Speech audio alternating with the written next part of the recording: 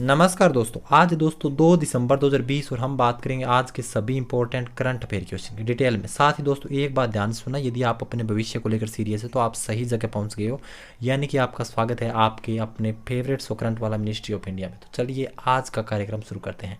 आज का पहला क्वेश्चन आपकी स्क्रीन पे है दोस्तों। इसमें ये बोल रहा है कि हाल ही में जारी रिपोर्ट के अनुसार दुनिया का सबसे प्रदूषित शहर है। तो दोस्तों इसका सही आंसर होगा सी, यानी कि लाहौर को दुनिया का सबसे प्रदूषित शहर और दूसरे नंबर पर दिल्ली और तीसरे नंबर पर नेपाल की राजधानी काठमांडू है।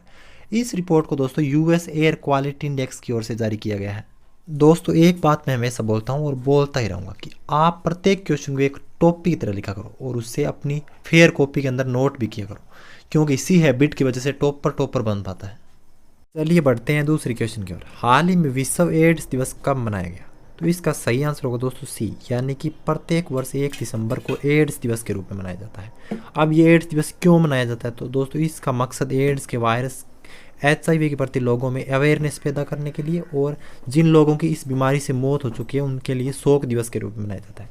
और अब की बार यानी 2020 का एड्स दिवस का थीम क्या था? तो दोस्तों इसका थीम था ending the HIV AIDS epidemic resilience and impact. तो दोस्तों ये दिसंबर का पहला इंपॉर्टेंट डे था, इसलिए आपको दिसंबर के सभी इंपॉर्टेंट डे के लिए अलग से कॉपी के पेज में लिख लेना है और जैसे कल या परसों को इंपॉर्टेंट डे आए तो उसे दिसंबर वाले पेज में नोट कर लिया करो और पीछे वाले इंपॉर्टेंट डेज को भी रिवाइज कर लिया करो। चलिए तीसरा क्वेश्चन देख लेते हैं। हाल ही में किस देश की यूनिवर्सिटी ने दुनिया का सबसे छोटा डाटा संग्रह करने वाला डिवाइस बनाया?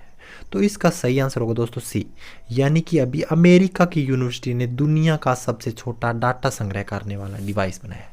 तो दोस्तों अब इसी टॉपिक में से 2 इंपॉर्टेंट क्वेश्चन और बन सकते हैं। पहला कि किस यूनिवर्सिटी ने इस डिवाइस को बनाया है? तो इसका सही आंसर होगा दोस्तों ऑस्टिन की टेक्सास यूनिवर्सिटी होगा। इस डिवाइस का आकार दोस्तों 1 वर्ग नैनोमीटर होगा, यानी कि मौजूदा दुनिया के सबसे छोटे डिवाइस से भी छोटा है। इस डिवाइस का उपयोग दोस्तों आने वाले वक्त में ब्रेन इंस्पायर्ड कंप्यूटिंग के लिए तेज, छोटे और एनर्जी बचाने वाले इलेक्ट्रॉनिक चिप बनाने के लिए किया जाएगा। आज के चौथे क्वेश्चन में ये पूछा है कि हाल ही में नागालैंड स्थापना दिवस कब मनाया गया? तो इसका सही आंसर होगा दोस्तों डी, यानी कि अभी 1 दिसंबर को नागालैंड स्थापना दिवस मनाया गया। नागालैंड की स्थापना दोस्तों 1 दिसंबर 1963 को हुई थी। और इसी टॉपिक में से 2 इंपॉर्टेंट क्वेश्चन और बन सकते हैं। पहला, नागालैंड की राजधानी कौन सी है? तो इसका आंसर होगा दोस्तों कोहिमा। और यहाँ के राज्यपाल का पूछे तो आपको बताना है RN रवि। और नागालैंड के मुख्यमंत्री कौन है? तो नेफ्यू रियो। और मैप के अंदर कुछ इस तरह दिखता है नागालैंड की सीमा दोस्तों एक देश यानी बर्मा और भारत की 3 राज्यों से मिलती है। वो राज्य है अरुणाचल प्रदेश, मणिपुर और असम। क्वेश्चन नंबर 5, घरों में खाना पकाने और हीटिंग के लिए ग्रीन हाइड्रोजन का पहला परीक्षण कहाँ शुरू किया गया है? तो दोस्तों इसका सही आंसर होगा सी, यानी स्कॉटलैंड के अंदर घरों में खाना बनाने और हीटिंग के लिए ग्रीन हाइड्रोजन गैस का दुनिया में पहली बार परीक्षण किया जाएगा। इस परीक्षण के लिए दोस्तों 300 घरों को चुना गया है और गैस कंपनी SGN 4 वर्षों के लिए मुफ्त हाइड्रोजन हीटिंग सिस्टम और ओवन उपलब्ध कराएगी। और दोस्तों अब स्कॉटलैंड की बात हो रही है। इसकी राजधानी एडिनबर्ग है और करेंसी पाउंड स्टर्लिंग है। इसका छठा क्वेश्चन है दोस्तों, 2021 का T20 विश्व कप किस देश में आयोजित किया गया? तो इसका सही आंसर होगा दोस्तों ए, यानी कि भारत के अंदर 2021 का T20 विश्व कप आयोजित किया जाएगा। तो अब ये इंटरनेशनल लेवल का मैच है, तो इसका निर्णय कौन लेता है कि किस देश के अंदर आयोजित करवाएंगे? तो इसका आंसर होगा दोस्तों ICC की full form international cricket council है। इसे हिंदी में अंतर्राष्ट्रीय क्रिकेट परिषद कहा जाता है। अच्छा, इंटरनेशनल क्रिकेट काउंसिल की बात हो रही है तो इसका हेडक्वार्टर दोस्तों दुबई में यानी UAE में। और इसके चेयरमैन ग्रेग बार्कले हैं जो कि इंग्लैंड के हैं तथा CEO मनु साहनी है जो कि भारतीय है। और ICC की आधिकारिक भाषा दोस्तों इंग्लिश है।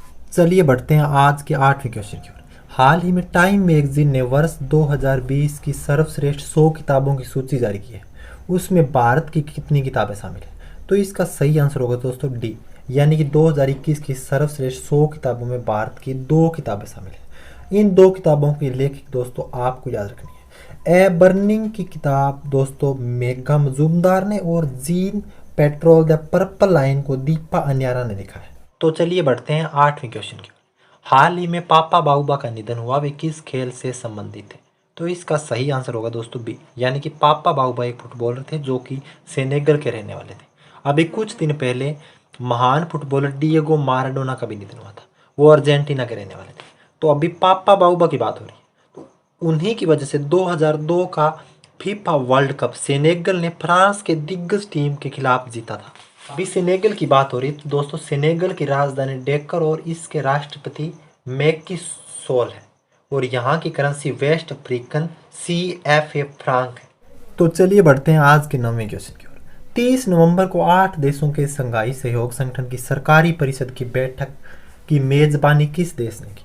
तो इसका सही आंसर होगा दोस्तों डी, यानी कि हमारे देश भारत ने 30 नवंबर को हुई संघाई सहयोग संगठन की सरकारी परिषद की बैठक की मेजबानी की। इस बैठक की अध्यक्षता दोस्तों उपराष्ट्रपति वेंकैया नायडू ने की और प्रधानमंत्री नरेंद्र मोदी ने इससे दूरी बनाए रखी। साथ ही दोस्तों एक बात और याद रखनी है कि पहली बार 2017 में संगठन की पूर्ण सदस्यता प्राप्त करने के बाद भारत ने 30 नवंबर को पहली बार शिखर सम्मेलन की अध्यक्षता की है।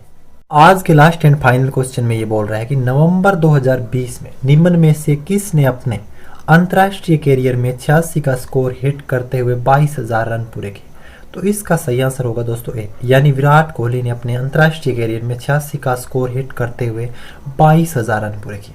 और दोस्तों विराट कोहली दुनिया के 8वें ऐसे क्रिकेटर बन गए हैं जिन्होंने 22,000 रन पूरे किए हैं। कोहली ने इस लैंडमार्क तक पहुंचने के लिए 418 मैच और 462 पारियां खेली।